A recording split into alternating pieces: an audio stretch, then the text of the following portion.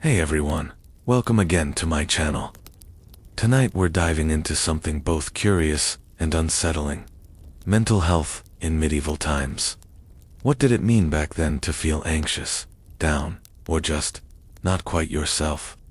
Let's just say, emotional support wasn't exactly part of your local guild's benefits package. Before we get started, take a second to like the video and subscribe, but only if you genuinely enjoy what I share here. Also, drop a comment with your location and local time. I love seeing where in the world we're all tuning in from. Now, dim the lights, maybe turn on a fan for that comforting hum in the background, and let's gently step into tonight's journey. Let's begin with the basics. In medieval Europe, your emotions, energy levels, and mental clarity or lack thereof were believed to be governed by a mix of internal bodily fluids. Not metaphorically, literally. This system came from ancient Greek physicians like Hippocrates and Galen, and somehow it stuck around far longer than it probably should have. The theory of the four humors claimed that your health, mood, and even personality were all dictated by the balance of blood, yellow, bile, black bile, and phlegm. Too much blood. You were joyful and energetic until you annoyed someone enough to get bled with leeches. Excess yellow bile? You were irritable, impulsive, and ready for war, great for battlefields, not so much for dinner parties. Black bile, that was linked to melancholy, which we'd now call depression caused, they believed, by cold weather, dry air, and too much time spent in your own head. And then there was phlegm, associated with sluggishness, calmness, or just the vibe of someone who needs a nap. So if you were feeling down in the Middle Ages, therapy wasn't the go-to. You'd probably be handed a bucket or handed over to someone with a very sharp knife. Bloodletting was the popular fix. Just drain a little life out and hope your sadness left with it, preferably before you passed out. If that didn't work, laxatives were another option.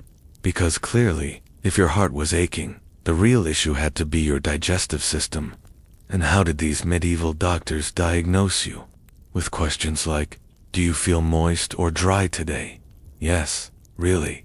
That was mental health care, in a time when bad moods were treated more like plumbing issues than psychological ones. They might examine your urine, consult the stars, or smell your breath. The conclusion: always the humors. You were either too hot, too cold, too wet, too dry, or simply too difficult to treat. Without divine intervention, it's worth remembering, these weren't fringe beliefs. This was mainstream medicine for centuries. So when you imagine a medieval person having a panic attack, don't picture a concerned friend offering tea. Picture a man with a robe, a chart of fluids, and a very sharp knife, saying, let's drain this head out.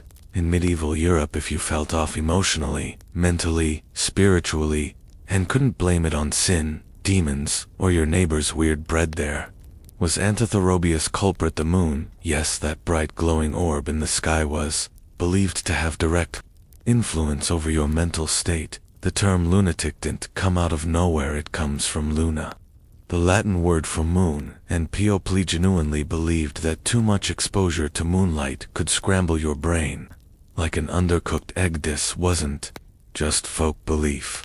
Either it was widely accepted by doctors, clergy, philosophers, and that guy yelling near the well. The idea was that the moon, being a celestial body with feelings, could mess with your bodily fluids, especially your brain fluids, which were assumed to slosh around your skull like sad soup whenever the full moon hit. Just right. People who acted strangely around the time of a full moon weren't considered stressed, overwhelmed, or neurodivergent. They were just moonrook. Some were even locked away temporarily until the lunar cycle passed, which was medieval healthcare's version of wait it out. The moon also got the blame for epilepsy, insomnia, hallucinations, and basically anything you couldn't easily treat with soup, leeches, or prayer. If you were up at night, pacing or crying, they wouldn't ask about your childhood, they'd ask about the sky. Even animals weren't safe. Farmers swore that sheep acted skittish and dogs howled differently under a full moon, and if your ox kicked over a carter, your pig ran off into the woods, someone was bound to mutter the moon's up to something. Of course, there was no science to back any of this up, but in fairness, there also wasn't science. Most medical texts referenced astrology as casually as we referenced caffeine, and treatments often included not just herbs and diet changes, but planetary alignments, because sometimes it wasn't madness, it was just bad moon energy. If your mental health took a turn, say you started weeping into your bread, shouting at trees, or speaking in rhyming couplets, first person to consult wasn't a doctor, it was the local priest. Wybekos. In the Middle Ages, the mind was considered a spiritual battlefield, and any behavior outside the norm was immediately interpreted through a theological lens. Depression, maybe you'd committed a sin and forgotten anxiety, a sure sign the devil was getting cozy in your soul. Hearing voices, classic demonic Airbnb scintillation priests, were essentially the default mental health professionals, except instead of therapy, they offer a confession, fasting, and a stern reminder that you were made of dust and should probably act like it. If you showed signs of what we now call a mental illness, the priest would perform a moral diagnosis where you skipping church, coveting thy neighbor's wife, laughing too much. Yes, that was suspicious. If so, your condition might not require herbs. It might require repentance. For more extreme cases like hallucinations, mutism, or erratic behavior, the church had more robust tools. These included prayer vigils, pilgrimages, and in special cases, minor exorcisms. You know, just to make sure your sadness wasn't a demon in disguise. Can't be too careful. Even routine emotions were under suspicion. Excessive joy could be seen as vanity, deep sadness, sloth of the soul, also known as adia, which was basically spiritual. Depression treated with psalms and guilt. If you were melancholic, yaurant, in need of support, you were morally slippery, and possibly just not trying hard enough. The irony.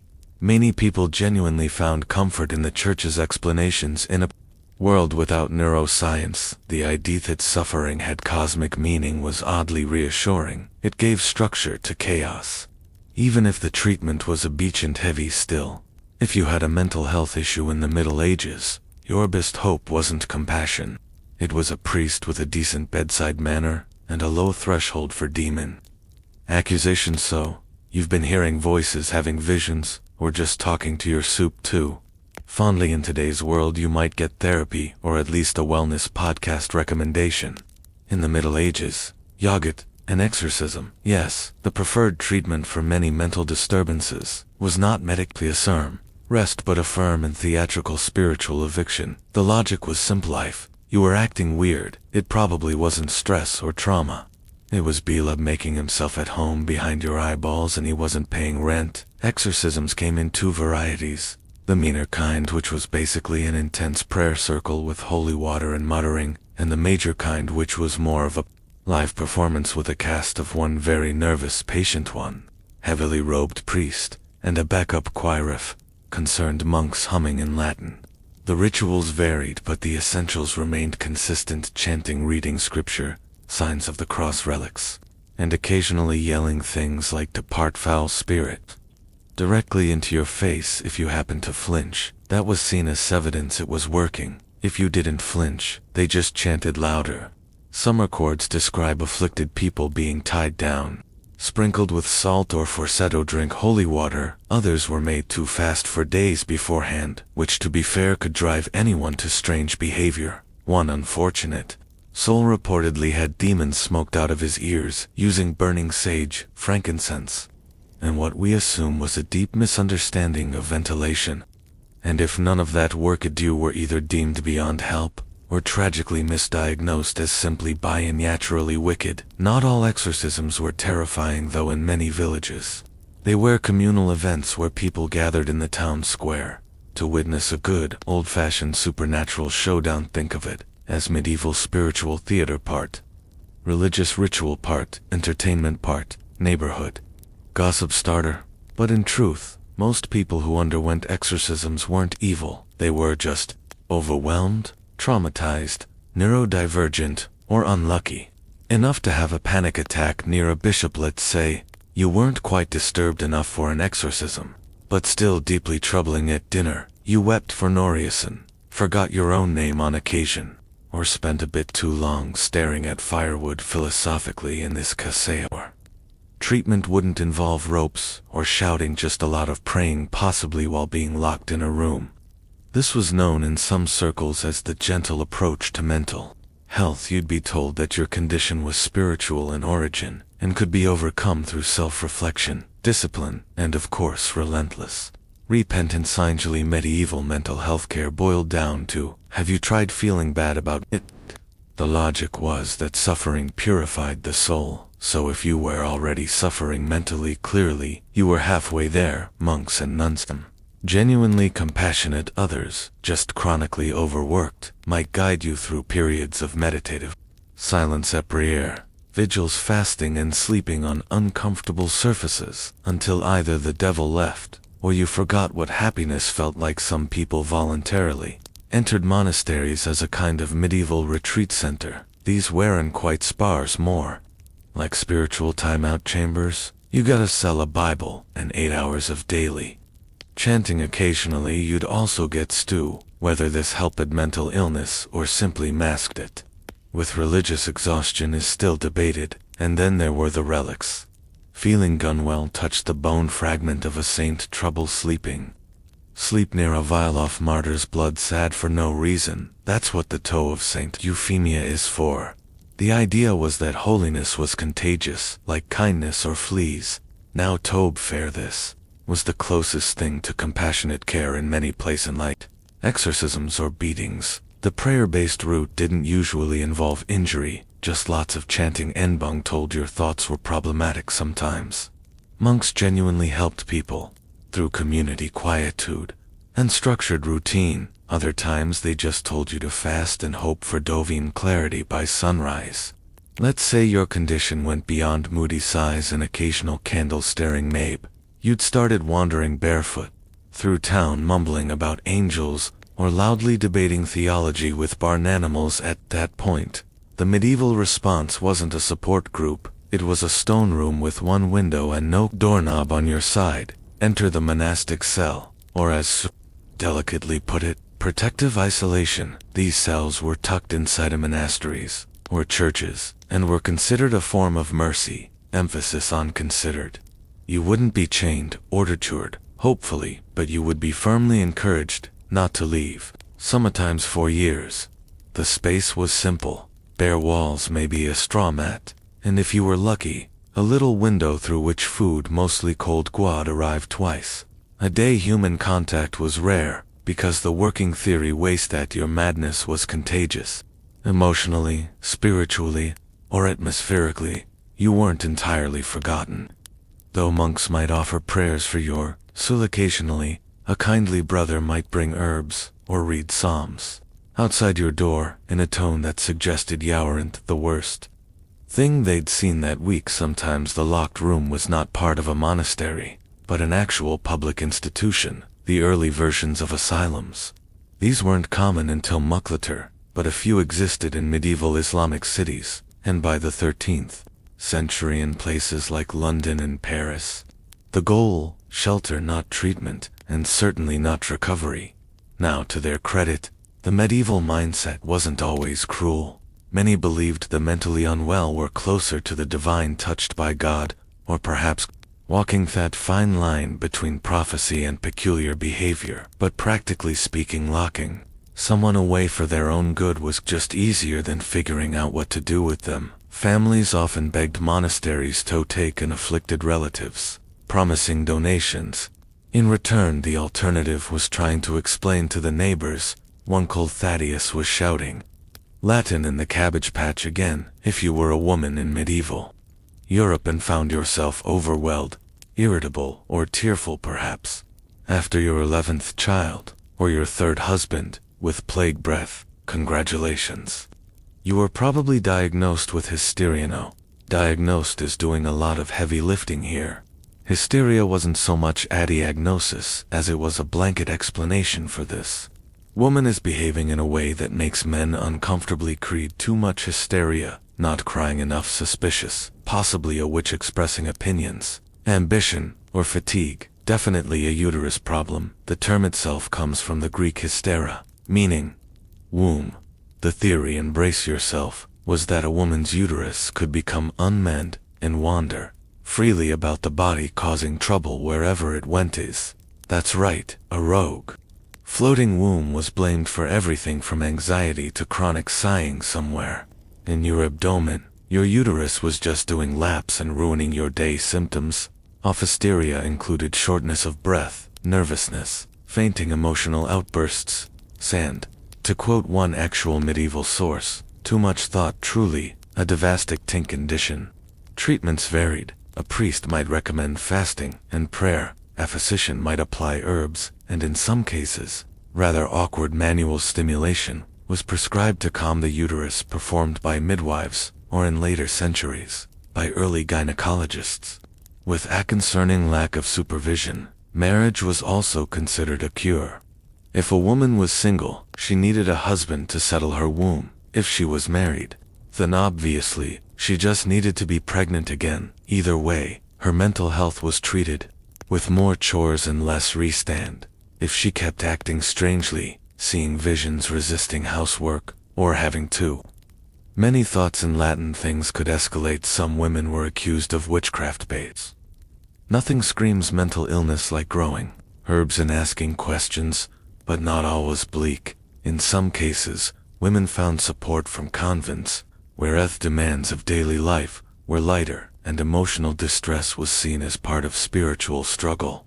Some nuns even wrote about their anguish in ways that sound suspiciously modern, minus the demon metaphor. Still, if you were a woman in the Middle Ages with feelings, your best mental health strategy was simple: keep it quiet, keep it short, and never ever talk to your cat in public. In a time when monks prescribed fasting, priests blamed demons, and physicians swore by bleeding your soul out through your ankle, the realmed vapes of medieval mental health were the herbalists, often elderly women with gardens, cats, and suspiciously good intuition.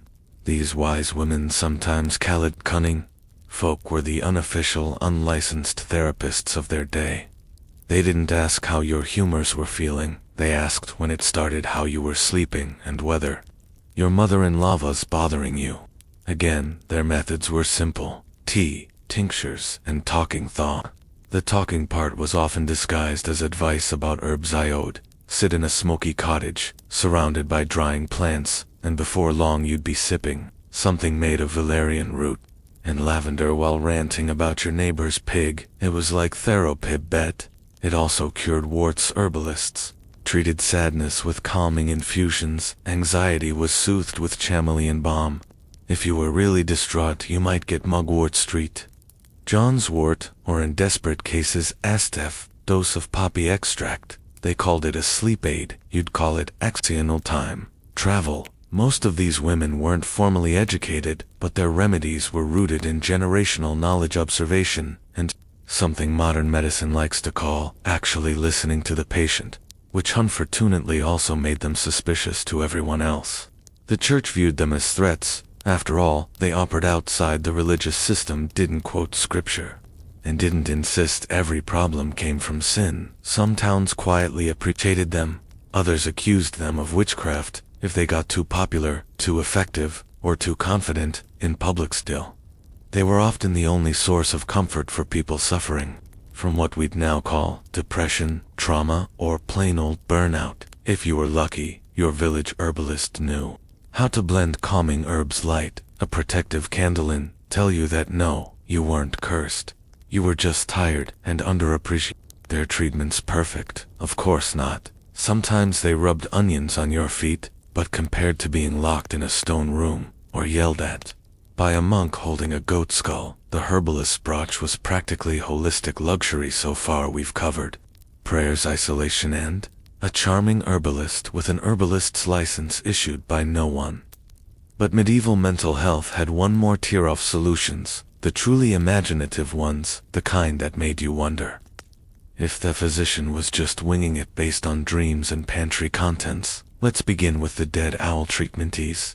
If you were plagued by sadness or excessive thoughts, one popular remedy was to tie a dead owl to your head. It was believed the owl, a symbol of wisdom, would absorb the confusion or melancholy through your scalp. In practice, it mostly absorbed flies, feeling particularly anxious, try powdered emeralds. That's right, jewel dust. Physicians recommended during actual gemstones and rubbing the sparkly remains on your chest, or consuming tiny amounts. Not only did it not work, it was a great way to ruin both your digestive tract and your jewelry collection. Then there were the cures involving astrology, which were less medical and more vibe check from the stars. A patient's mental disturbance might be blamed on Mars being in a bad mood. Treatment: wait until Jupiter looked friendlier.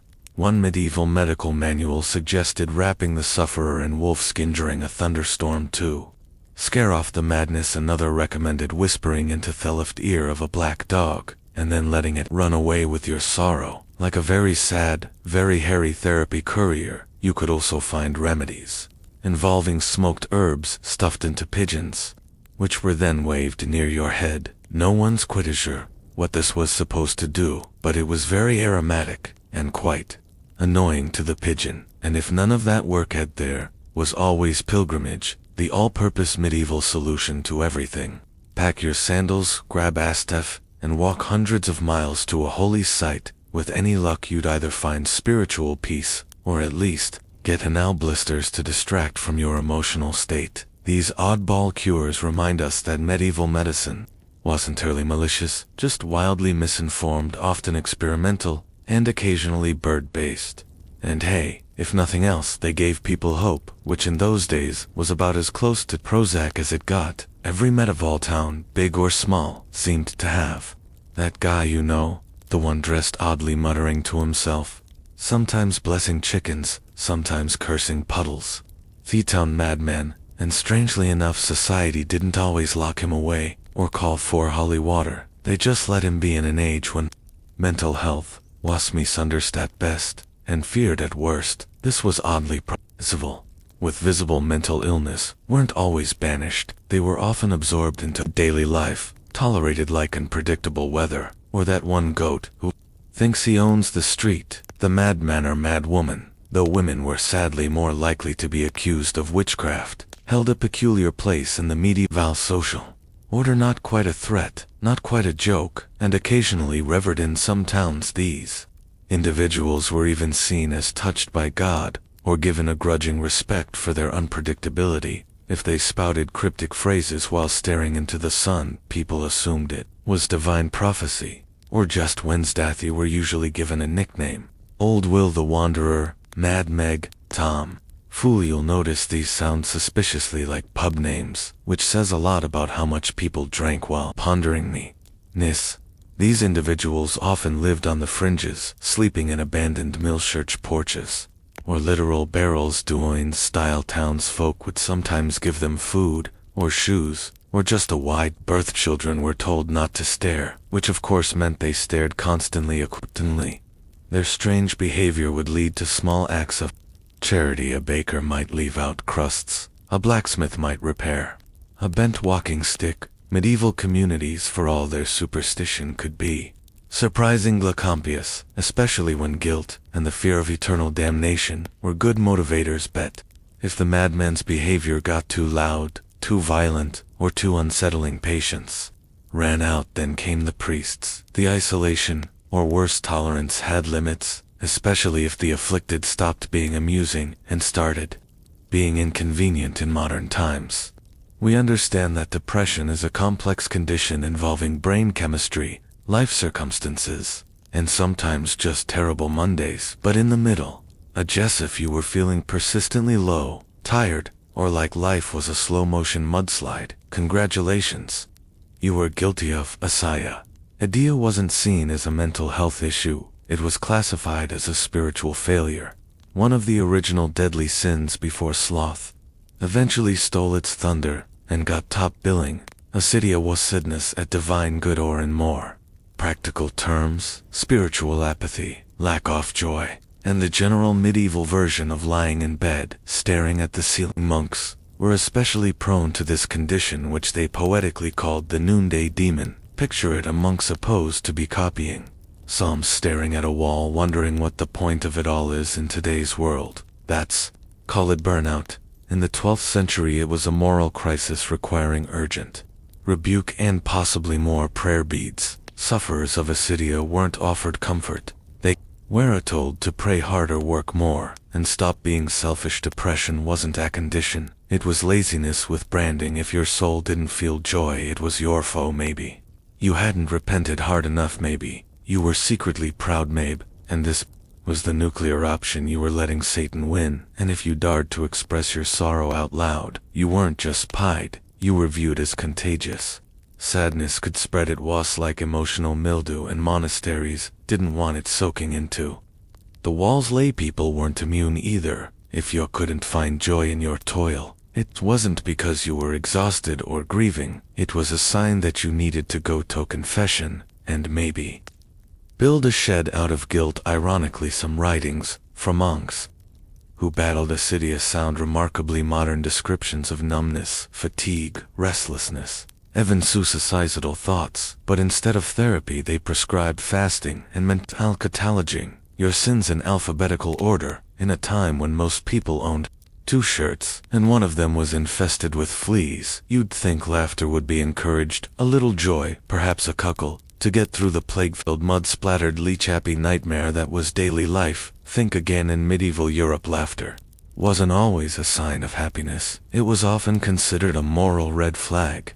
Sure, peasants laughed, jesters laughed occasionally, even monks cracked a smile if a goose did something particularly scandalous, but the official stance from theologians, chroniclers, and very serious people was that laughter could be dangerous, a gateway emotion to chaos. Synod, possibly dancing the church, ever watchful of human weakness, warned against excessive mirth. Thomas Aquinas, whose sense of humor was reportedly filed under to be developed, had believed that laughter should be moderate and serve a higher purpose. Uncontrolled laughter, a sign of spiritual disorder, maybe even demonic influence. After all, who laughs without reason? Answer: people with a functioning sense of humor. Women, of course, were doubly judged. A lowing woman was clearly up to something, witchcraft probably, while a solemn silent woman was appropriatapious, or just very dehydrated. And let's not forget the laughter of the Madai. If someone laughed at inappropriate times, say during a funeral or while milking a goat, it wasn't seen as eccentric. It was seen as evidence of mental illness, possession, or both. Involuntary giggling was basically a red flag with a tambourine. In some religious orders, novices were explicitly forbidden to laugh during meals, prayer, basically any activity that might spark human connection. Joy was fine in theory, but it had to be the wholly inward kind, not the belly-aching, wine-snorting kind you get after someone slips on a turnip. Still, people did laugh. Humor survived in village festivals, in satirical poetry, and in that one guy in every town who made funny noises with his armpits, but it was always a little risky. Joy was tolerated, but not trusted. In today's world, talking to your cat is quirky. In the Middle Ages, it was potentially heretical, mildly alarming, and, depending on the tone of your voice, grounds for questioning your sanity or scheduling a light exorcism. You see, medieval society had very clear ideas about who you could and could not have. Conversations with people were fine, priests better. But if you started chatting with animals, invisible angels, or anything that didn't answer back out loud, eyebrows were raised, usually followed by torches. Let's start with animals. Cats were already walking a fine line. On one hand, they controlled pests. On the other, they were sleek, mysterious, and never went to church. If you confided in your tabby too fond, people might assume she was your familiar sent by the devil to whisper forbidden wisdom about herbal remedies, and where your neighbor hid his cheesebirds were also suspect. Medieval bestiaries were full of half-true weird facts. If someone said a crow told them the future, that wasn't poetic. That was treason against sanity. Even dogs, mankind's loyal companions, were acceptable until they started appearing in your dreams, wearing robes, and quoting scripture. Then there were the angels according to countless religious texts, were everywhere, watching, protecting, and occasionally delivering ominous messages during thunderstorms. If you claimed to see or hear them, often you might be considered saintly, or if your timing was poor, mad, or possessed, Difference often depended on whether you were in a monastery, or yelling at clouds in the town square, and of course, imaginary friends' children got a pass mostly. But adults, if you claimed to be speaking with invisible beings who gave you instructions, the options were limited prophet lunatic or future bonfire decoration. There wasn't much middle ground. Tiristly, some mystics like Hildegard of Bingen claimed vivid visions and conversations with divine figures, and because they were cloistered, educated, and slightly intimidating, they were tolerated. But if you were a peasant named Bertram, who talked to squirrels about theology, probably weren't writing illuminated manuscripts anytime soon in the medieval world. Mental illness teetered between two extremes. Either you were a walking curiosity, or a shameful family secret, and often both, depending on whether the village market was open. Let's start with public spectacle. Someone with visible mental illness wandered through town muttering, dancing in the rain, or arguing passionately with a bucket.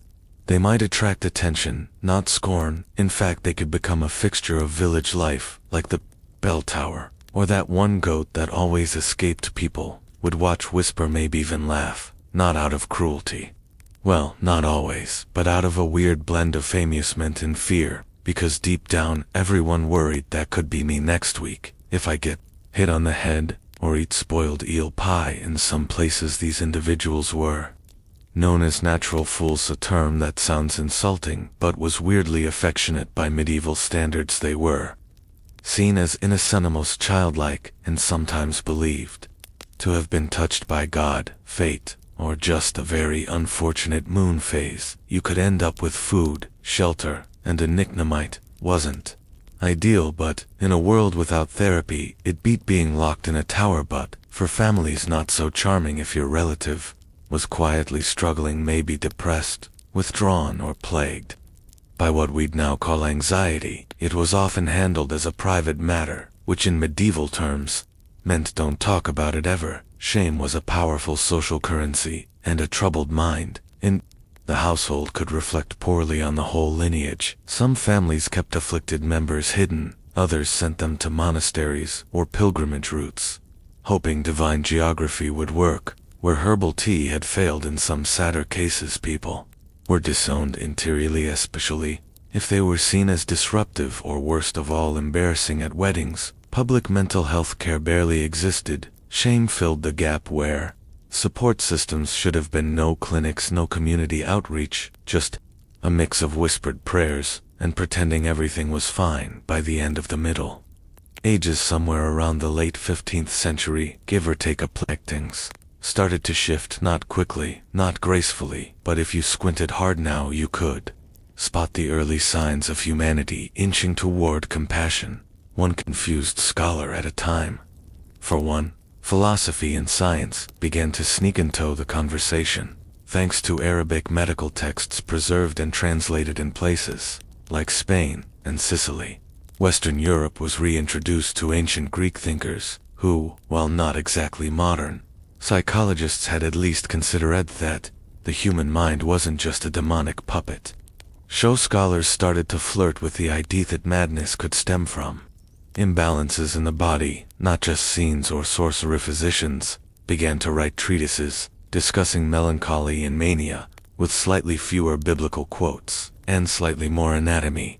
Don't get excited, treatments still involved things like applied leech, totem pole, but at least people were reading at the same time. The idea of charitable care began to evolve in cities like Valencia and Cairo. Early hospitals started to separate out patients with mental disturbances from general wards. Some even offered gardens, music, and gasp conversation. It was still far from dignified, but better than being yelled at by a priest while tied to a goat poesk. Printing press didn't hurt either. With more access to books, ideas about the mind began to spread faster. Phanzophilis at a midsummer fair. This helped plant the seeds for the Renaissance. When mental illness began its long uphill climb from you're cursed to you might need support, of course. Not everything changed. People still feared what they didn't understand, and the line between madness and mysticism remained as thin as a monk's bedsheet, but the groundwork was laid. Slowly, the mad were no longer seen solely as vessels of sin or divinureth. They were in a radical twist beginning to be seen as human, fallible, suffering, and worthy of care. Not hugs, though. That would come centuries later from. The outside noble life looked divine perfumed corridors, diamond-rusted air servants, waiting on every whim, whether at Versailles or within the imperial walls of Kyoto. Nobility projected an illusion of perfection, elegance frozen in time, like a portrait. What the public didn't see was the suffocating reality beneath the powdered faces and rigid etiquette for many nobles. This life of luxury was less like heaven and more like a velvet-lined prison. Every aspect of a noble's day, from when to rise to how to fold a napkin, was dictated by unwritten rules or ceremonial codes. In France, nobles were expected to perform the lever ritual each morning, or courtiers would literally line up to watch Thekin get out of bed. Participation wasn't optional if you weren't seen in their rooms at the right hours. Rumors spread your influence, shrank your enemies, smiled, and at Versailles losing social capital was often deadlier than losing money across the world. In Japan, nobles in Kyoto faced a different but equally suffocating script. Theohine elite were expected to master poetry, calligraphy, music, and the subtle art of aloof expression. Every word, every bow, every sleeve movement was political theater and failure. To perform correctly, social suicide, even leisure, was performative.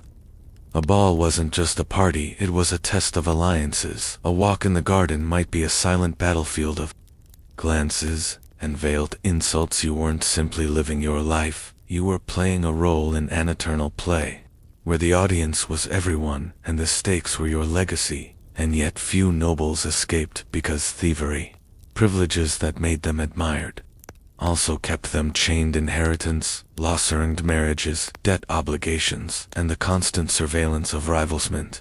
They rarely had control over their own fates behind the closed doors of their manor houses. Many nobles experienced mental decline, quiet rebellion, or spiritual despair, but in public, they smiled, always smiled. This was the great paradox of noble life. The more prestige you had, the less freedom you possessed. They were born at the top, but often died without ever living for themselves. When you picture a nobleman striding through Versailles in silk stockings, or a lady gliding down a staircase in pearls, the last thing you imagine is debt collectors. But behind all the glamour, a surprising number of nobles were financially drained. It turns out that maintaining the illusion of wealth was more expensive than actual wealth itself. Fat Versailles appearances were everything a noble might spend more on a new waistcoat or ball gown than on maintaining an entire estate. Why? Because fashion was currency. If you didn't keep up, you vanished politically, socially, and eventually financial. Like Herdes would gamble enormous sums, not just at cards, but on horses, land speculation, and high-stakes alliances. Many nobles mortgaged ancestral estates to fund one more season of social relevance, and the king didn't help. Louis XIV in particular kept nobles close, not just physically but economically. He encouraged extravagant spending at court to keep them dependent, distracted, and loyal. A ruined noble was a controllable noble in England.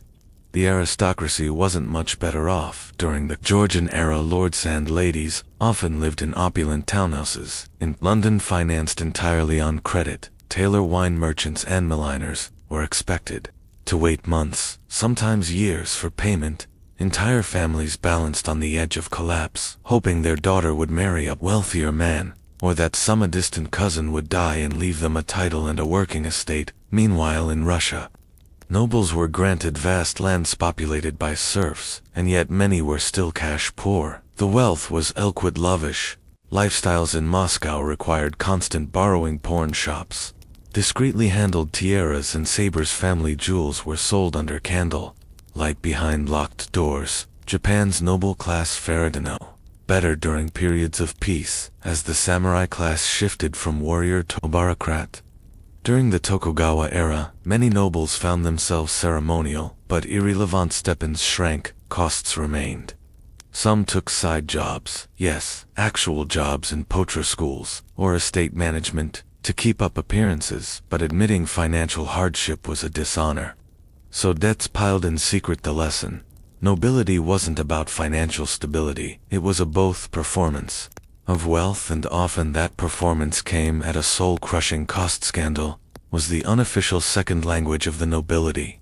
Affairs, jewels, secret children, whispered betrayals. The more polished the public image, the dirtier the private truths. Nobles had power, prestige, and privilege, but what many of them didn't have: restraint. In Versailles, courtiers lived in such close quarters that privacy was nearly non-existent, and yet illicit.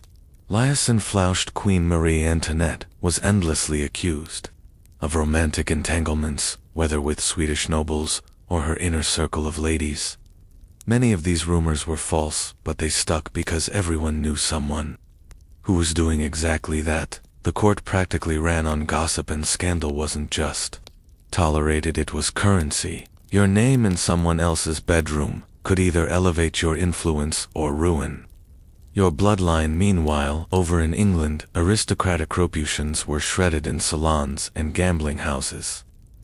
Lord Byron, for example, was rumored to have fathered children with his half-sister. That didn't stop him from being a celebrity, but it cast a long shadow over his noble status. Nobles were expected to have mistresses, just not too many, and definitely not the wrong ones. Affairs with actresses, commoners, or foreign spies that could lead to exile, imprisonment, or in rare cases, an early grave. In Imperial Russia, the court of Catherine the Great was notorious for its openness. The Empress herself had lovers through the third reign, often hand-picked and elevated to positions of power, but it wasn't just Catherine. Her courtiers were constantly engaged in intrigues, often mixing political maneuvering with bedroom games. Affairs were less about love and more about leverage, even in the refined Han court of Japan, where restraint and poetry reigned. Scandal found its way through haiku and love letters. A noblewoman might receive a midnight visitor, whose identity she would never reveal, but her next poem shared among the elite might offer just enough metaphor to ignite a wildfire of speculation. The most dangerous scandals, though, were theons that never made it into letters or court. Whispers, the ones involving treason, espionage, and betrayal of blood. These were whispered in corridors, documented in coded correspondence, and buried in family archives. Echoes in noble life. Scandal wasn't the exception, it was the wallpaper, beautiful, intricate, and always hiding cracks underneath. For all their earthly power and luxury, nobles were often tormented by a far less visible force. The crushing weight of spiritual uncertainty had everything, yet still wrestled with existential dread. Being born into privilege didn't grant clarity about the afterlife, morality, or divine purpose. In fact, it often made things worse. In Catholic France, guilt clung to thicker riders of palaces. Like smoke, the same nobles who attended Mass daily might also indulge in debauchery. Every night confession was routine, but more for social performance than true penitence. Still, many nobles, especially as they aged, were haunted by their sins. Some turned toward mystics and visionaries, desperate for answers even. Louis XIV, the Sun King himself, grew more devout in his final years, racked with fear over his worldly indulgences and the wars he'd waged across Europe. Nobles funded churches and monasteries, not just out of piety, but insurance in their minds. A new chapel might buy them a cleaner conscience. 1,000 candles lit in their name could offset a life of intrigue and excess. Some retreated into monastic life altogether in old age, swapping velvet robes for hair shirts. In Orthodox Russia, things were more intense. Nobles were expected to uphold both political and spiritual order, yet many wrestled with doubt, especially during turbulent reigns of czars who declared themselves chosen by God. Even as they ordered purges, some nobles sought answers in secret prayer circles or turned to fools for Christ. Holy wanderers who renounced wealth and comfort to speak uncomfortable truths. These odd mystics sometimes served as only outlet for aristocrats facing spiritual crisis. Meanwhile, in feudal Japan, the samurai nobility hybrid class often found themselves torn between Confucian ethics, Shinto rituals, and Buddhist detachment. Some nobles turned to Zen, hoping meditation would silence their inner turmoil. Others composed poetry, not just for art's sake, but as spiritual catharsis. Still, the tension between duty, honor, and the impermanence of life gnawed at them. When a noble committed seppuku, it wasn't always about shame. Sometimes it was about spiritual release. Despite their six and titles, nobles were often profoundly lost, surrounded by ritual and many still stared into the void, wondering if any of it truly mattered. Had been the masks of status their souls were whispering, and sometimes screaming for peace. In the age before smartphones and email, the most dangerous thing Annabelle could send wasn't an assassin, it was a letter. Ink on parchment could undo a dynasty, expose an affair, or spark a revolution. And nobles, despite their outward elegance, were compulsive correspondents. They wrote everything down: secrets, longings, schemes, prayers, love, lies. These weren't idle pen pal extianisti, were calculated tools of diplomacy and survival. At Versailles, every noble had a paper trail. Love letters to mistresses, pleas to creditors, carefully worded flatteries to the king, and not all of it was above board. Couriers carried sealed notes laced with invisible ink or written in cipher. A wrong phrase in the wrong hands could lead to exile or the scaffold. Some nobles even had personal ciphers, alphabets invented solely for clandestine Duke of Olay, for instance, was known to correspond with suspected radicals during the lead-up to the French Revolution, and his letters meticulously coded, but ciphers were never foolproof. In one legendary case, a noble's encrypted diary was decoded long after his death, revealing a hidden life after sin and betrayal. In the Habsburg courts, marriage negotiations often played out through veiled language. ALST language. A letter might begin with discussion of weather and falconry, but hide deeper intentions between the lines. Parents arranged matches. Through polite lies, lovers begged for elopement under the guise of visiting countryside estates. In Japan's Han-era, poetry served as code. A single worker, just 31 syllables, could convey forbidden love, rejection, or a secret rendezvous. Noble women were particularly skilled at crafting doubling, meaning verses often responding in kind. Within our these exchanges were delivered by discreet messengers, sometimes servants, sometimes children, always sworn to. During the Renaissance, some noble women ran entire espionage networks through their salons, writing to allies in foreign courts in Russia. Letters smuggled out of the Tsar's inner circle helped fuel uprisings. Nobles trapped in gilded cages turned to correspondence as their only form of rebellion. Paper became weapon, shield, and confession booth. Al-Anon, of course, the riskiest letters were the ones that never arrived. Intercepted, burned, buried. Some lay hidden in attics and wall crevices for centuries, their secrets unread, their senders long forgotten. But make no mistake, within those ink-stained lines lived revolution, shirtrake, and the rawest truths of the noble soul in noble society. Emotion was a luxury no one could afford. Joy, anger, fear, all were carefully measured, rationed, or concealed. A noble's survival depended not just on wealth or title, but on mastering the art of emotional camouflage. To rule at court, one had to perform and never ever flinch. At Versailles, life was a never-ending theater. Nobles rehearsed their smiles, their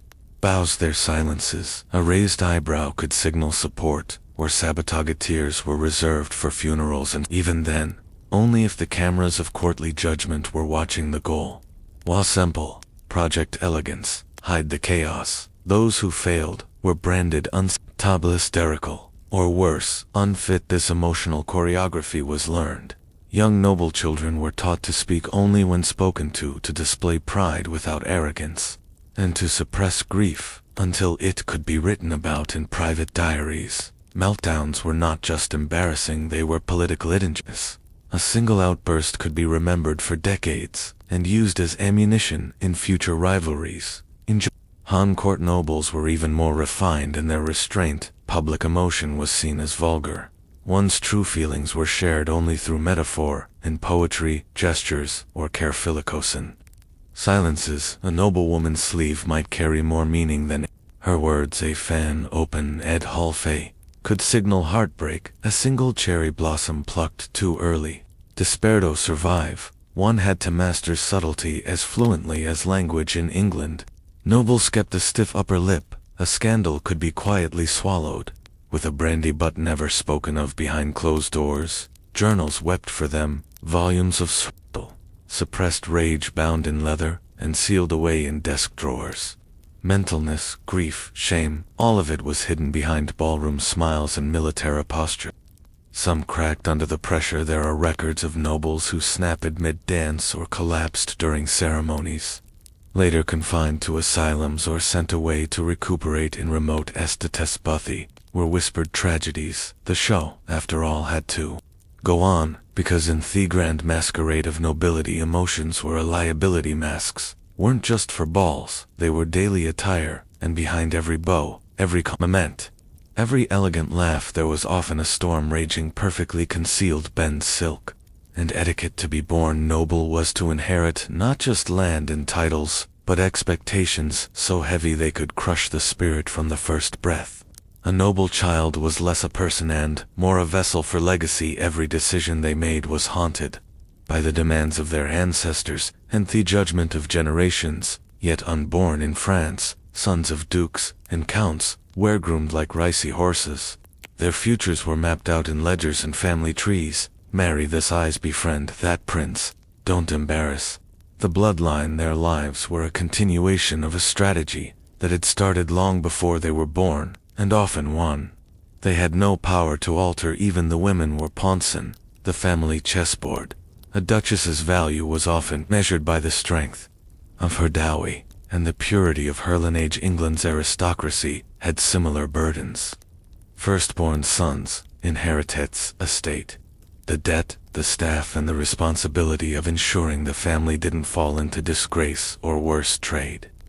Those who failed were remembered not for their humanity, but for being the one who lost the manor. Meanwhile, younger sons without land or title were quietly funneled into the church or military with little choice in the matter. In Russia, noble families carried their status like a ticking time bomb. One misstep, one disagreement with the wrong court faction, and everything could be seized. Land serfs, even the family name could be revoked. Generations of effort wiped away with a signature. Japan's aristocracy was even more rigid. In high-end times, noble families competed for proximity to emperor positions, and influence were passed down, not through merit, but through lineage. A single disgrace, a failed marriage, an unruly son could undo centuries of prestigity. Pressure to conform was immense, and individuality was often sacrificed on the altar of ancestral duty. And what? Aftos, who didn't want the title, who didn't want to marry the stranger, rule the estate, or bear the name rebellion, wasn't just difficult. It was unthinkable. Some tried, most were crushed by the machinery of tradition. The burden of inheritance wasn't just a financial or political matter. It was psychological, a crown of thorns, worn under a golden halo. To be noble meant to be chained to a legacy, whether you wanted it or not. Not all nobles followed the script.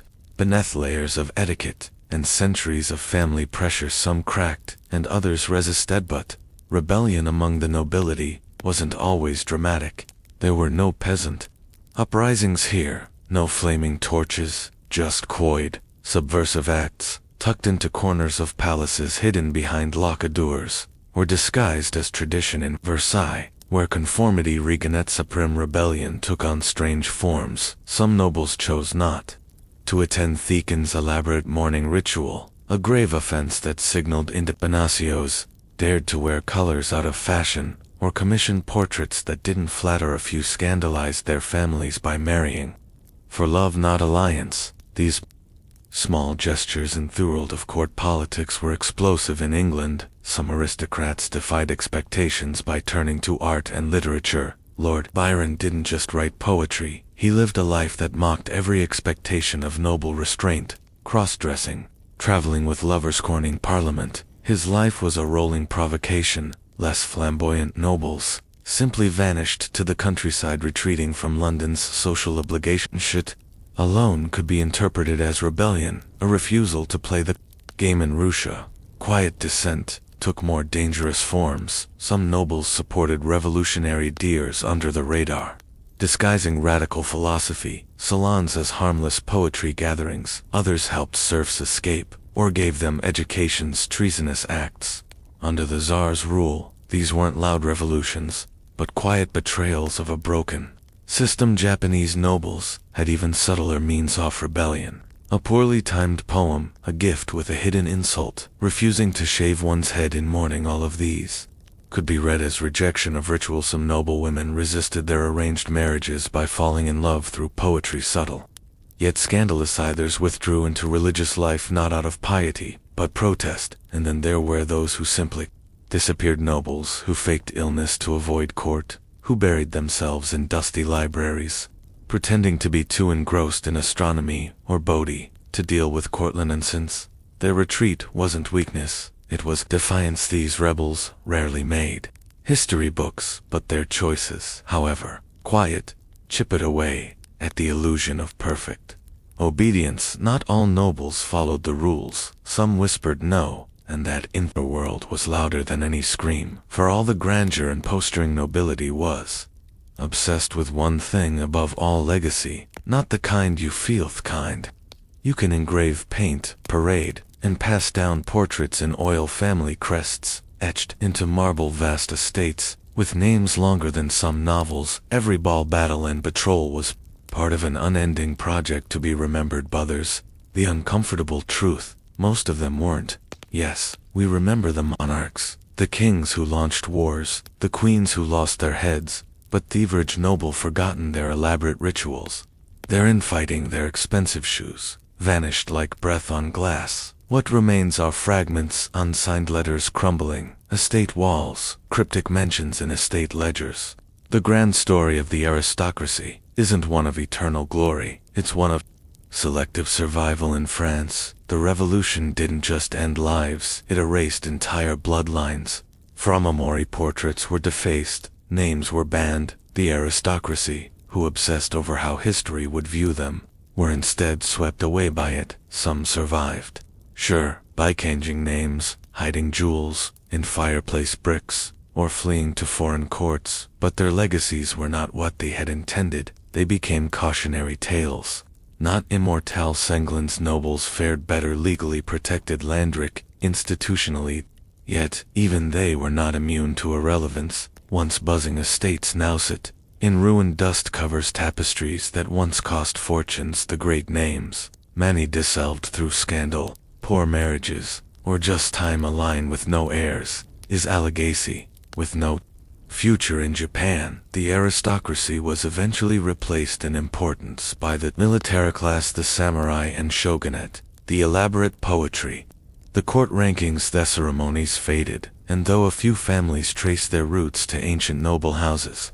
the modern world relicers, even the proudest names became museum labels. And what of those who tried to control narrative, commissioning epic biographies, dictating memoirs, sponsoring churches? They too are subject to history's selective memory. Often the real storyist shame the secrets. The compromises survive only in whispers, footnotes, or hidden letters. In the end, legacy was the ultimate illusion. Nobles lived in service of being remembered, yet were often forgotten entirely. Behind the portraits and palaces lies a quiet truth: permanence was never real, only the performance. Wasson, the spring of 1900, a curious man in a wide-brimmed hat stood under Thesson, staring at scattered stones and half-buried walls. His name was Sir Arthur Evans, a British archaeologist, historian, and eccentric dreamer. He had come to Cree not just to excavate ruins, but to chase a ghost, specifically the ghost of a civilization that had haunted Greek legends for centuries, a civilization so old it slipped through cracks of both history and myth for years. Travelers and locals had spoken of strange artifacts surfacing in the hills south of Heraclean pottery,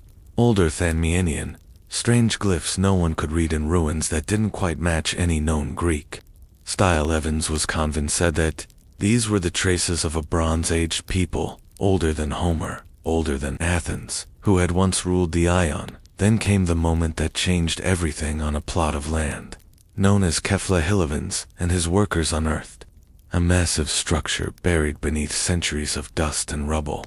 Wall submerged, not simple huts, but foundations of rooms, staircases, corridors. What they were looking at wasn't a temple or a fortress, but a palace, and not just any palace, one so complex it seemed designed to confuse anyone who walked inside. A labyrinth, perhaps. Evans immediately made the connection. This had to be the palace of Kossus, legendary seat of King Minos, the same Minos who, according to myth, imprisoned it, Minotaur deep within a maze beneath his home. Whether myth or not, the ruins matched the story. Countless twisting halls, multiple floors, mysterious dead ends. It was a palace that defied logic, as if built to trap not just people, but time itself. He called the people who built it the Minoans, after Minos. No one knew what they had called themselves. Their script, known as linear, was still undeciphered, but their art, their architecture, and their reach suggested an empire long forgotten. And so, with trowel in hand and Ameth in mind, Evans began to peel back the centuries. What he found would challenge everything people thought they knew about early European civilization, and ignite new debates that still haven't settled. Palace of Nose is not a palace in the traditional sense. It's a puzzle made of corridors, courts, and chambers that seems to double back on itself with every turn. Covering more than 100 square ft, the structure was a multi-story marvel of the ancient world, and at its heart lay a paradox. How could something so open, so light-filled and advanced feel so impossible to map? There were no grand walls or moats, no militaristic towers. Nose had balconies, skylights, and air shafts. Architectural features unheard of in Bronze Age Europe. The entire complex seemed designed not for war, but for ceremony, administration, and perhaps mysteries wound in dizzying spirals. Narrow corridors opened into sudden courtyards, rooms connected unexpectedly. Scholars have debated for over a century whether this design was intentional, a symbolic nod to the myth of the labyrinth, or simply the result of centuries of rebuilding. To walk through Knesset is to surrender any sense of direction. There are rooms within rooms, wings that loop into each other, and passageways that lead nowhere at all. Evans was convinced this layout reflected the story of Daedalus, the legendary craftsman who constructed the labyrinth for King Minos to imprison the Minor. While there's no archaeological proof, for literal monster, the confusion felt while navigating the site is very relearned. Yet the palace wasn't just a maze, it was a miracle of ancient engineering. The complex featured advanced plumbing, including terracotta pipes, flushing toilets, and a drainage system so efficient it would make parts of 19th century Europe blush. Rooms had natural ventilation, light wells, illuminated inner chambers. Some staircases plunged down 3 or 4 stories, suggesting a deep-tiered structure rarely seen before the modern era. The throne room, modest by royal standards, lies tucked deep inside. Almost hidden, its centerpiece is a stone chair flanked by griffin frescoes, surrounded by benches. This wasn't a place of spectacle but of controlled ritual. Perhaps here power was less about dominance and more about illusion.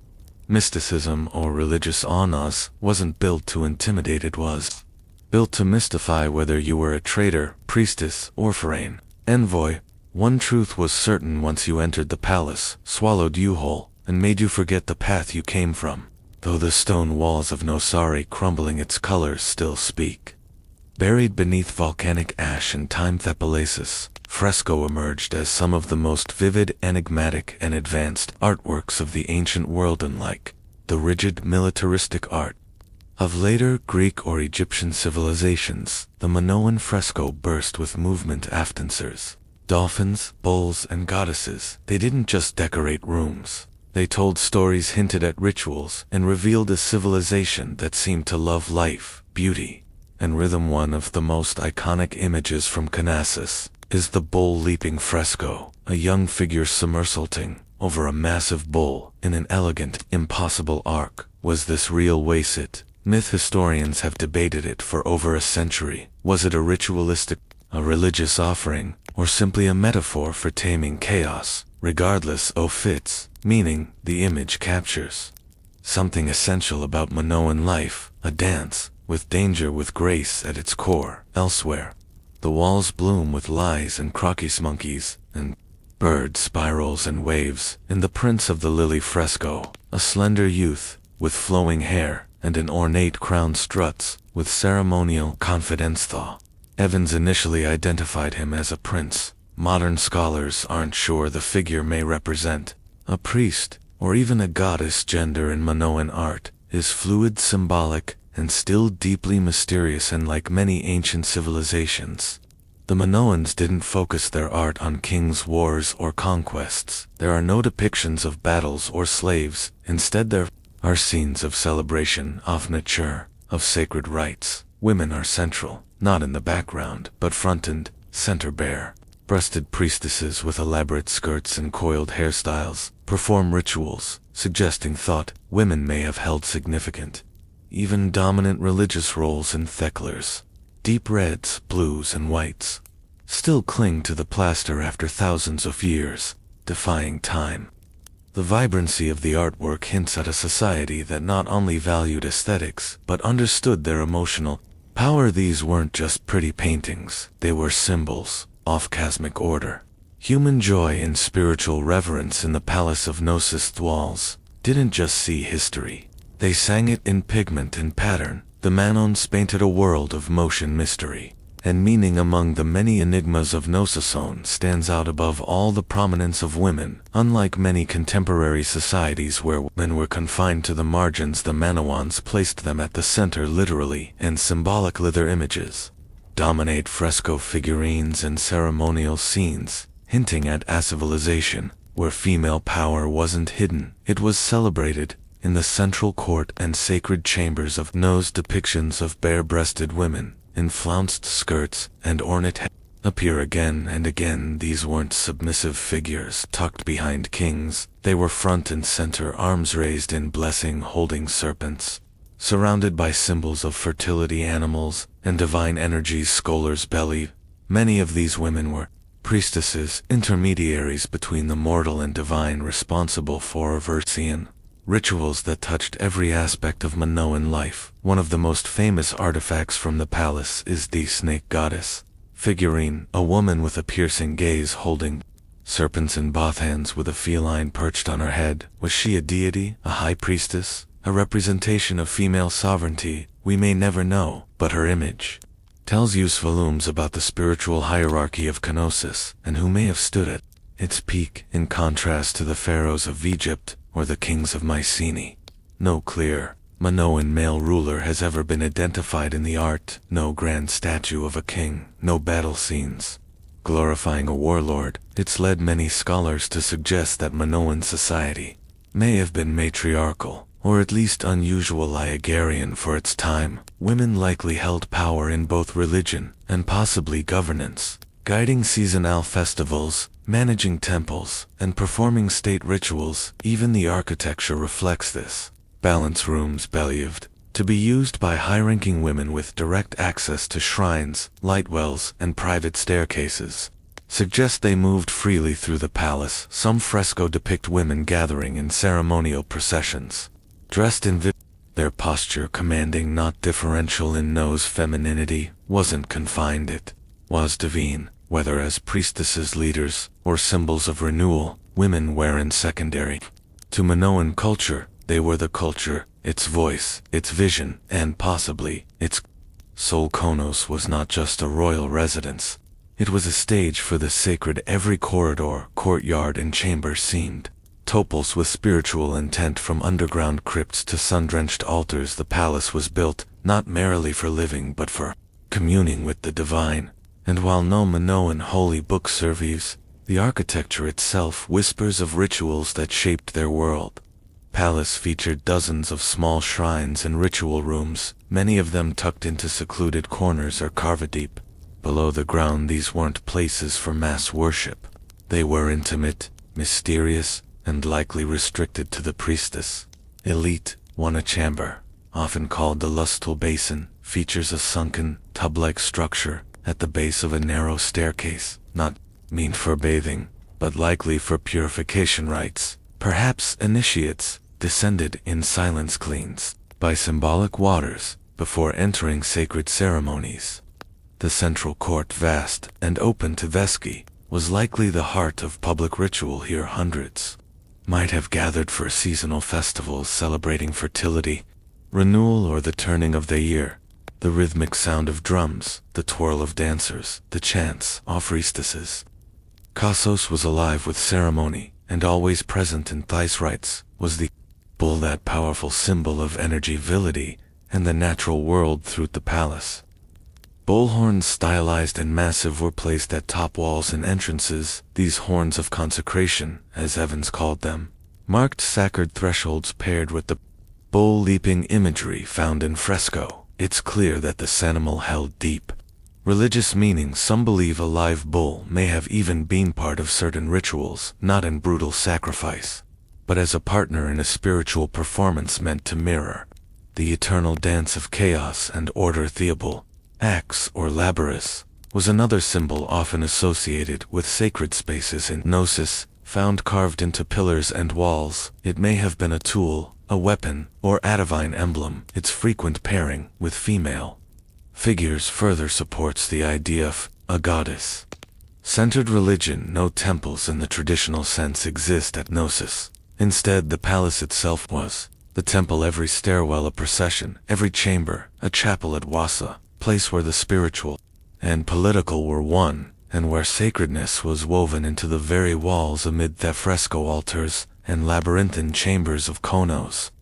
Archaeologists uncovered something even more puzzling, writing hundreds of clay tablets inscribed with symbols that no one to this day can fully understand. This was Linear A, the script of the Minoans, and one of the last great undeciphered writing systems of the ancient world. Discovered during Evans's excavations, Linear A looked superficially similar to another script found in Mycenaean Greece known as Linear B. Evans assumed they were related, and they were, but while a Linear B was later cracked and revealed to be an early form of Greek Linear, a stubbornly refused to give up its Socrates. It's a language unrelated to Greek, and possibly unrelated to any known language on Earth. We can read its characters phonetically, but we don't know what they mean. Most linear abs found at Gnosis are administrative inventories of grain, oil, livestock, or offerings, but without knowing the language, the context remains elusive. Were these taxes,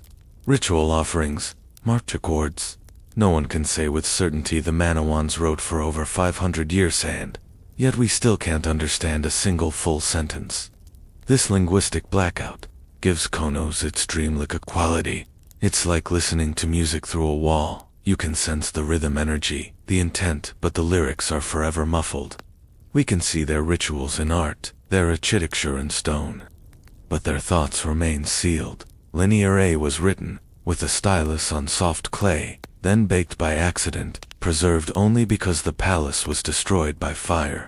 Without that disaster, their words might have dissolved long ago. Ironically, Theban of Nos gifted us with the only surviving fragments of Minoan language. Some scholars believe Linear A might one day be deciphered, especially if bilingual texts are found, much like how Rosetta Stone cracked Egyptian hieroglyphs. Until then we're left with isolated symbols.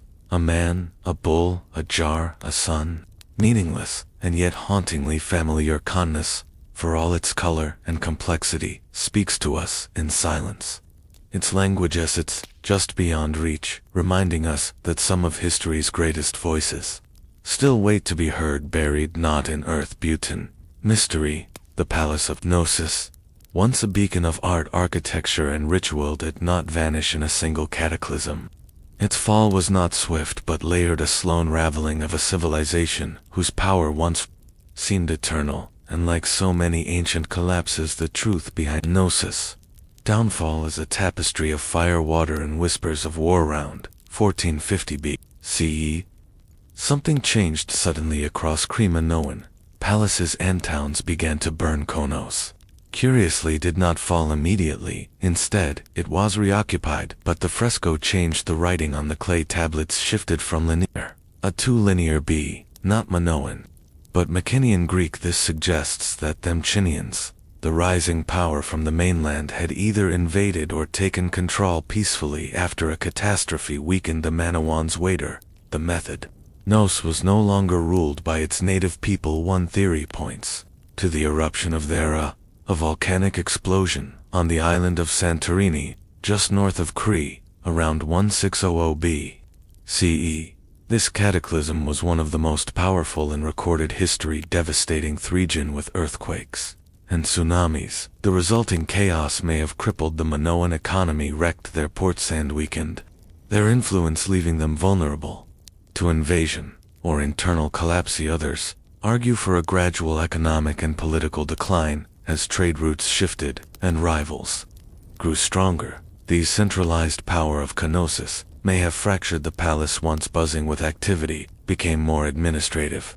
More subdued ritual gave way to recording art, gave way to imitation. By 1375 BCE, the palace was abandoned and tree fires raged through its halls, roofs collapsed, walls cracked, and buckled. Nas was left in silence, its colors fading, its language unread, its rituals forgotten, and yet it was never truly lost. Legends of the labyrinth and the Minotaur survived in Greek myth, hints of Minoan influence, Minoan palaces, and later in classical art and architecture. The slough nose lingered like smoke, invisible but present today. Its ruins are open to Thesan, again tourists walk where priestesses once danced, and the palace that once held a civilization to Dano holds its secrets in plain sight. Majestic, mysterious, and unfinished Hudwans, Sir Arthur Evans uncovered Kossuth in 1900. He didn't just excavate it, hermitage it with a mix of scholarly ambition and artistic vision. Evans set out not only to preserve the ruins, but to bring them to life. He believed that simply exposing the foundations wasn't enough. The world needed to see the palace as he believed it once was, colorful, complex, and awe-inspiring. What followed was one of the most controversial restorations in archaeological history, using concrete, a material complete alien to the Bronze Age. Evans rebuilt sections of the palace with modern methods. He employed artists to repaint in fresco, using fragments found on site, but often filled in missing details based on assumption, not evidence. Balconies were reconstructed. Columns were restored, not in dull stone, but painted red with black caps, based on Evans's vision of Minoan aesthetics. Rooms were roofed, walls were replastered, and the ancient palace slowly became a hybrid, part ruin, part Edwardian fantasy. Some applauded his boldness. Without Evans, they argued, Nos might have remained just another tangle of unremarkable ruins. His reconstructs some the site accessible, educational, and emotionally compelling. Visitors could walk through halls that felt alive, see murals bursting with color, and visualize the world of the Minoans with more clarity than ever before. But others saw it different. Lycics accused Evans of overstepping, of imposing his own interpretation on a civilization we still barely understand. Fresco, for instance, were sometimes almost entirely invented, based on small shards of original paint. Whole sections off the palace, such as the famous throne room,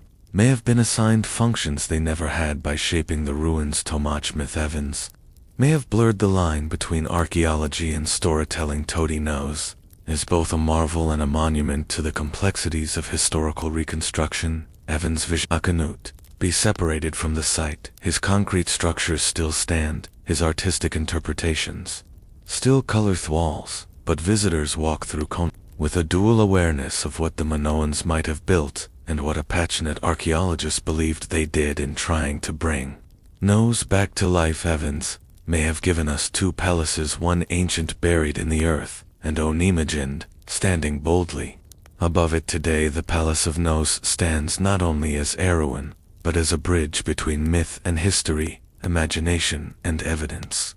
European the ancient world, long after its last ritual was performed, and its house fell silent. Nos continues to fascinate, mystify, and provoke. Its very existential edges, our assumptions about early civilization, and forces us to confront how little we still know. The palace helped redefine the timeline of European history, before its discovery, most scholars believed that advanced civilization began with the Greeks. Nose rewrote that narrative. Here was a culture flourishing 1,000 years earlier with plumbing, urban planning, internation, trade, and symbolic art. The Minoans centered at Nose were not.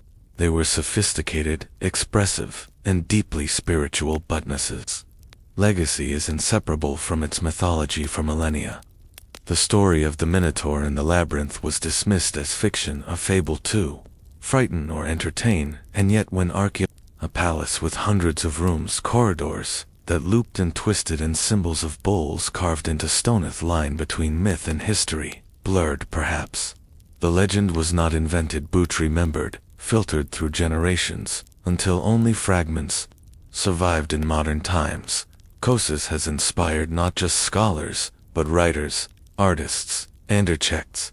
Its double axes, horned symbols, and sinuous fresco have appeared in fashion, sculpture, and even science fiction. The idea of a hidden ancient civilization beneath the Mediterranean still fuels imaginations, a vision of a time when power didn't mean pyramids or conquest, but beauty, ritual, and balance. Yet, Cannabis also reminds us of fragility.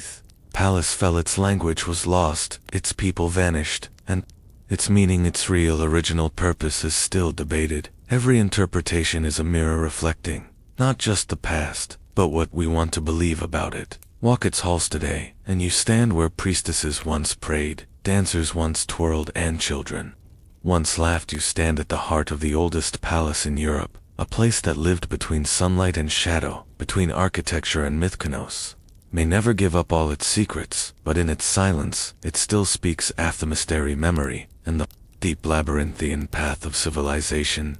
Itself Lucius Domitius Us was born on December 15th, 37 CE, a child of privilege, but also of poison. His lineage was imperial, tangled in the Julio-Claudian dynasty that ruled Rome with both splendor and suspicion. His mother Agrena, the younger, was the sister of Emperor Caligula, great-granddaughter of Augustus, and one of the most cunning political players of her time. His father, Gnaeus Domitius Ahenobarbus, was known for arrogance and cruelty. It was said that when someone congratulated him on the birth of Hyson, he muttered, "Nothing could be born from me and Agrena, but something monstrous."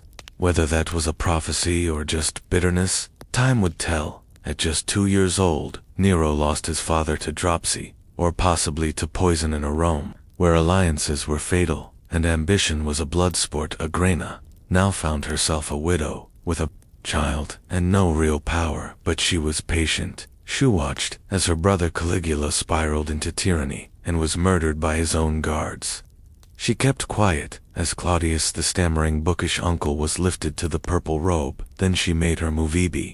49 CE, Agrena seduced Emperor Claudius, her own uncle, and married him. She wasn't subtle about her goals. Within a year, she convinced him to adopt her son as heir, passing over his own biological son, Britannicus. Lucius became Nero, Claudius Caesar, Deus Germanicus, a name fit for emperors. She arranged his engagement to Claudius's daughter Octavia, and hired Rome's finest tutors to mold him.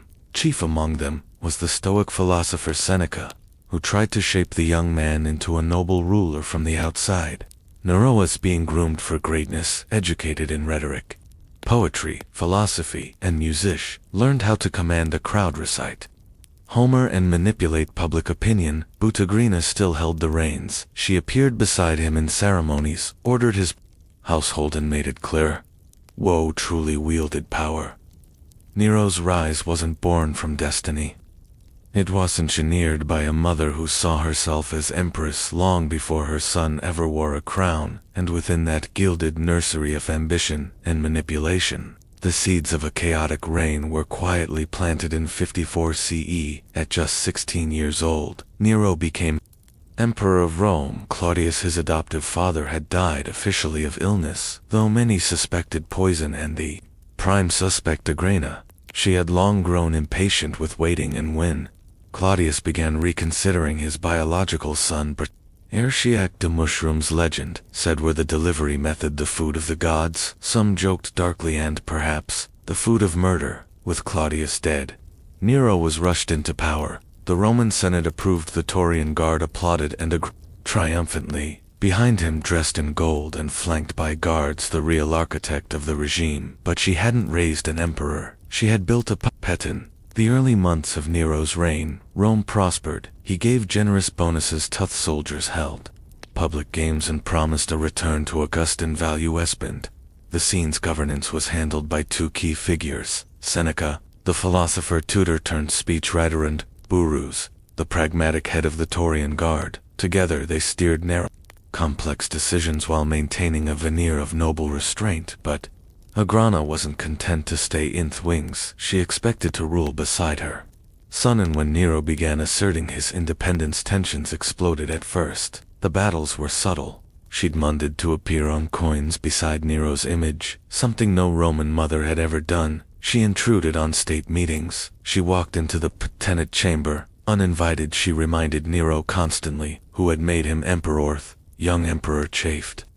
Under her control, he began to surround himself with his own advisors, men of pleasure and art, not of duty. He fell in love with Acte, a former slave girl. Much to Agrana's horror, she had plans for a royal marriage, not romance with a commoner. The once close bond between mother and son began to sour. Whispers spread through the palace of shouting matches, slammed doors, veiled threats.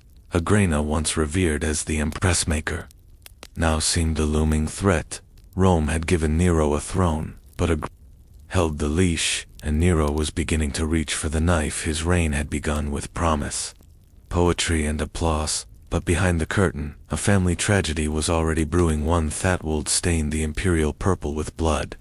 By 59 CE, the imperial palace had turned into a battlefield not of armies but of wills. Nero was emperor in name, but his mother Agrana still loomed like a storm cloud over every decision. She undermined his authority, opposed his personal life, and plotted in the shadows to replace him with Britannicus, the late Claudius' biological son. Nero, once the obedient boy with a lyre, had become a young man desperate to escape her grasp. He acted first. Britannicus, a legitimate threat to Nero's throne, suddenly died during a banquet. Guests claimed he choked on his wine, but the poison was so fast-acting his death was unmistakable. Nero denied involvement. Few believed him. Agrana certainly didn't. With Britannicus gone, Nero's next problem was his mother. She had once ruled through him. Now he saw her as a rival. Agrana wasn't just politically ambitious. She was relentless. Met with senators in secret. She paraded noblemen she hoped to position as replacements. She made veiled threats about the Taurian Guard's loyalties. And worst of all, for Nero, the people still owed her. Rome admired strong women when they weren't too strong. Agrana had crossed that line. Nero first tried exile. He stripped her of her bodyguards, roamed her from public appearances, and sent her to live in a coastal villa. But distance didn't silence her. She still corresponded, still whispered, still pulled strings. So Nero made a darker choice. He invited Agrana to a grand celebration, gifting her a lavish boat for her return voyage. The vessel had been rigged to collapse mid-sea. When the sabotaged ship broke apart, Agrana survived swimming Tosher. Under moonlight, the botched attempt, enraged and humiliated, Nero so tried again. This time, he sent assassins to her villa under the pretense of an urgent message. Accounts vary, but one story says she faced her killers calmly, telling them to strike her in the womb, the place that had given birth to Nero. Her murder sent shockwaves through the empire. Nero's guilt was immediate and consuming. He couldn't sleep. He paced at night. He saw her ghost in the halls. Rome, too, whispered of the unthinkable crime, the emperor who had killed his mother with Agrana's death. Nero had finally broken free, but in doing so, he also severed the last tether to restraint. What followed will be a reign, untethered by shame, and spiraling toward infamy with Agrana. Nero was finally emperor in full. No more whispers, no more maternal oversight, just unfiltered power. But instead of channeling that power into military conquest or administrative Nero turned inward. He didn't want to be remembered as a ruler. He wanted Tobe, Adored as an artist, he fancied himself a poet, a singer, an actor, had performed publicly, something no Roman emperor had dared to do to the Senate and aristocracy. It was mortifying in Roman tradition. The stage was reserved for slaves and foreigners, but Nero was undeterred. He trained in music and drama, demanded applause, and filled amphitheaters with forcibly enthusiastic audiences. The emperor didn't just host games, he starred in them. Nero composed verses, sung tragic arias, and recited long epics of his own creation. He prided himself on his voice, even undergoing strange treatments to preserve it, including vomiting, rituals, long periods of silence, and bizarre diets. Senators sat through hours-long performances, terrified to live.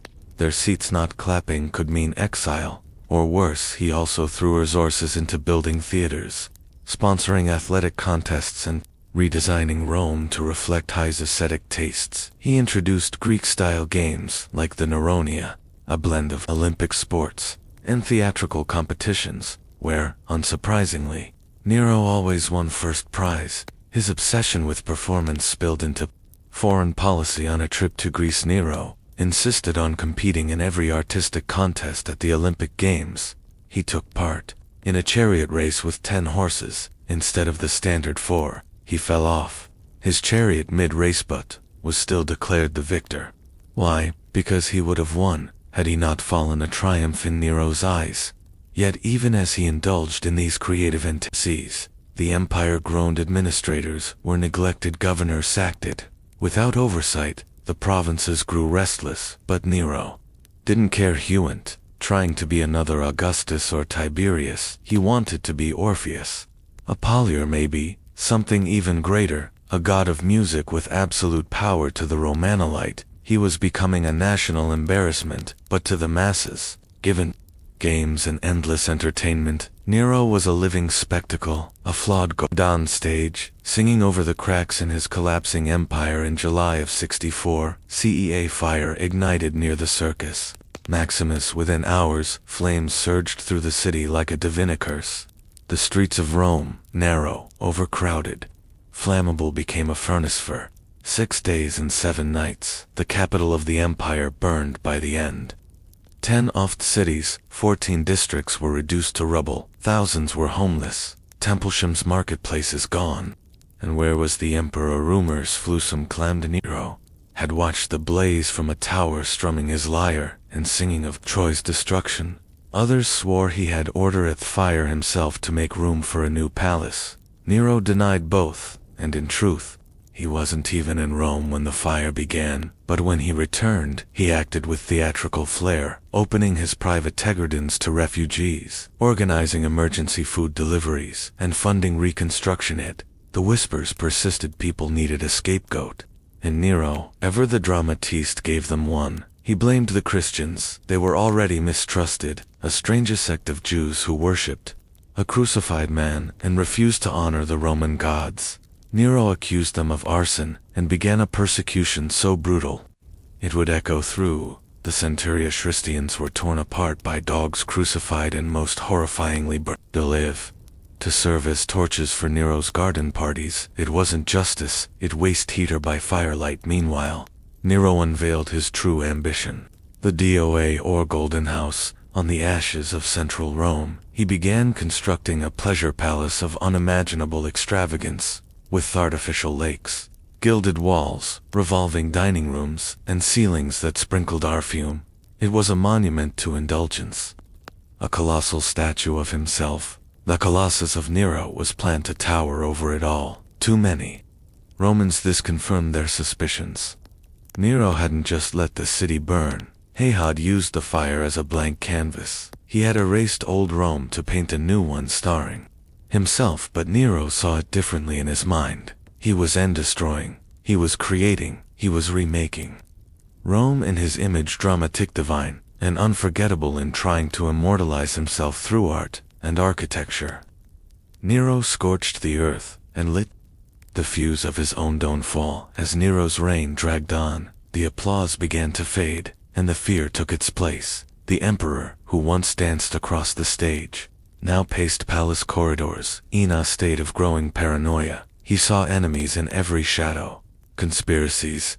In every whisper, the artist emperor had become a tyrant in a mask of grease paint, following the fire and the unpopular construction of his golden house. Nero's standing with the Senate deteriorated rapidly, the aristocracy already offended by his performances and extravagance, no feared for their lives in 65. CEA plot was uncovered, the Ponian conspiracy in which dozens of senators, equestrians, and even soldiers were implicated in a scheme to overthrow him. Some wanted to restore the Republic, others simply wanted anyone but Nero. Nero's response was swift and ruthless. The poet Lucan, the philosopher Seneca, and the general Fienus Rufus were alerted to commit suicide. Seneca, Nero's former tutor, and once his moral compass, was forced to slit his wrists while calmly discussing Stoic philosophy. Even those only rumored to be sympathetic to the plot were swept up in the purges. The palace became a house of executions, the Senate chamber a silent theater of obedience. The emperor's paranoia deepened. He accused his own wife Octavia of infidelity, a charge so flimsy it insulted the intelligence of even his closest allies. She was exiled, then executed. Her head was sent to his mistress Poia, Sabina, as a twisted token of affection. But even Poia wasn't safe. During a rage or possibly a drunken argument, Nero kicked her in the stomach while she was pregnant. She died soon after. Some say he wept for days, others claim he mourned the loss of his musanat. The woman poison became a regular tool in his arsenal. He relied on the infamous poisoner, Lusta, a woman whose concoctions had killed emperors and rivals alike. At Nero's command, she trained others, creating a small Makar academy of assassination. By now, Nero's court resembled a stage soaked in blood. Every friend was a suspect, every ally a potential betrayer. Through it all, Nero continued to sing, perform, and believe that he was loved. But the audience was shrinking, the laughter was nervous, and the knives were getting closer. While Nero indulged in performances and purges in Rome, the empire beyond the began to rumble. The provinces along the backbone of Rome's power grew restless under the weight of neglect, extortion, and narrow-synchronously erratic.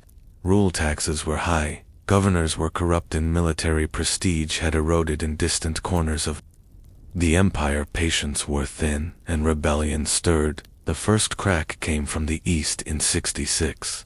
CE, the province of Judea erupted into full revolt. Tensions between Roman authorities and the Jewish population had simmered for years, fueled by religious oppression and heavy taxation. When Nero's appointed governors desecrated sacred temples and looted treasuries, open war broke out. The first Jewish-Roman war began, and it would cost Rome dearly. Nero dispatched one of his most competent generals, Vespasian, to crush the rebellion. Ironically, this act would later prove fatal to Nero's own reign. Meanwhile, in the west, the storm clouds gathered. Darker still, in Gaul and Spain, Roman legions began murmuring discontent. Nero's lavish lifestyle, the destruction of Rome, and his cruelty had eroded the loyalty of both aristocrats and soldiers. Governors like Gas, Julius Vindex, and Gall declared open rebellion in 68. Accusing Nero of being a disgrace to Rome, a self-absorbed performer, unworthy of the purple. Vindex's rebellion failed militarily, but succeeded politically. It emboldened others. Servius Sulpicius Galba, the powerful governor of Hispania Tyrannus, refused to recognize Nero's authority and declared himself a legate of the Senate and people. Rome. It was the first open call for regime change back in Rome. Panic took hold. Nero's supporters began to flee or turn against him. The Senate, sensing the shift in power, grew bolder. The Taurian Guard, once his fiercest protectors, was now bribed by Galba's agents. Their loyalty, like everything else in Nero's court, was transactional. Nero tried to rally support. He wept, begged, even considered fleeing to the eastern provinces and returning as a popular artist, but it was too late. The empire had turned against its self-declared god performer. Nero's isolation was complete. The provinces that had once cheered his rise now lit the fuse of his destruction. The emperor had lost his stage, and now the curtain was falling. By June of 68, CE, Nero was emperor in Only the Senate had turned the Taurian guard, once the iron wall around his throne had declared allegiance to Galba. The people of Rome, once entertained by his games and theatrics, now watched in silence as the city held its breath. The empire that Nero had once tried to turn into a stage had now left him without an audience. Nero awoke on June 9th. Messengers brought news that sealed his fate.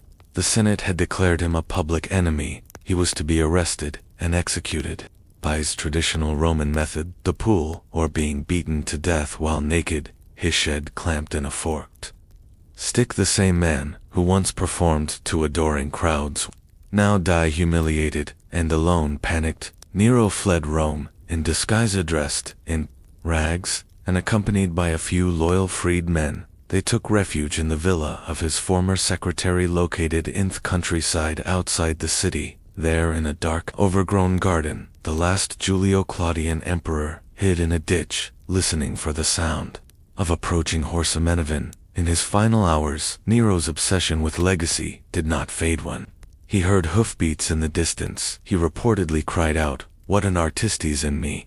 It was not Rome he mourned, but himself. His talent, his image, his tragic ending. His companions urged him to die by his own hand, but he hesitated. For all his brutality, Nero was a coward. When it came to death finally, as soldiers drew near, he pressed a dagger to his throat with the help of a freedman named Epaphroditus. The blade pierced flesh. He did not die immediately. As blood filled his lungs, he whispered, "Too late, this is fidelity." He was 30 years old. The soldiers found his dying body. As finished death, Senate, now under Galba, ordered his burial in a simple grave. No state funeral, no divine honors, just a quiet end to a chaotic reign. With Nero's death, the Julio-Claudian dynasty, the line of Augustus, Tiberius, and Claudius, was extinguished. What followed was a new storm, civil war, chaos, and the rapid rise and fall of emperors. But one thing was clear: Rome would never forget Nero. Nero's body was barely cold before legends began to bloom. Some Romans rejoiced, others mourned, and still more whispered that he wasn't really dead, that he had escaped to the east and would one day return. Over the next few decades, no fewer than 3 emperors claimed to be the resurrected Nero, appearing in Asia Minor with lyres in hand and songs on their lips. The myth of Nero, it seemed, had only just begun. For many in the Roman elite, his legacy was clear. Nero was a monster, a megalomaniac, who murdered his own mother, burned his capital, and disgraced the empire with his narcissistic performances. The historians who chronicled his life, Tacitus, Suetonius, Cassius Dio, painted him as a cautionary tale. The artist Emperor Woe, let vanity devour virtue, and yet not everyone agreed. Among the lower classes, Nero remained oddly beloved. He had reduced taxes, built public baths, and organized massive games and grain distributions. He gave Rome its greatest spectacles. Some even considered him a populist, vulgar. Yes, but centuries later, Christian texts would demonize him further, with early writers labeling Nero the first Antichrist, and possibly the beast of Revelation.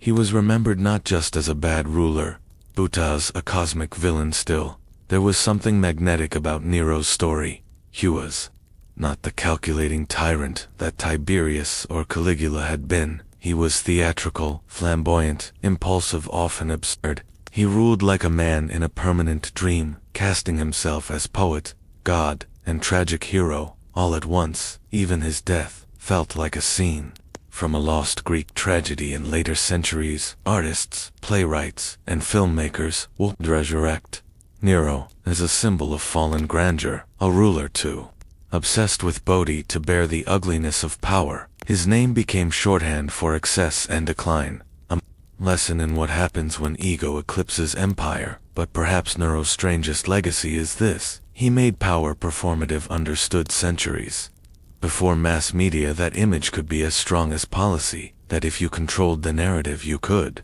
shape the future's memory. And in that sense, he got what he wanted. 2,000 years later, we still remember Nero not for ruling Rome, but for burning his name into history's stage.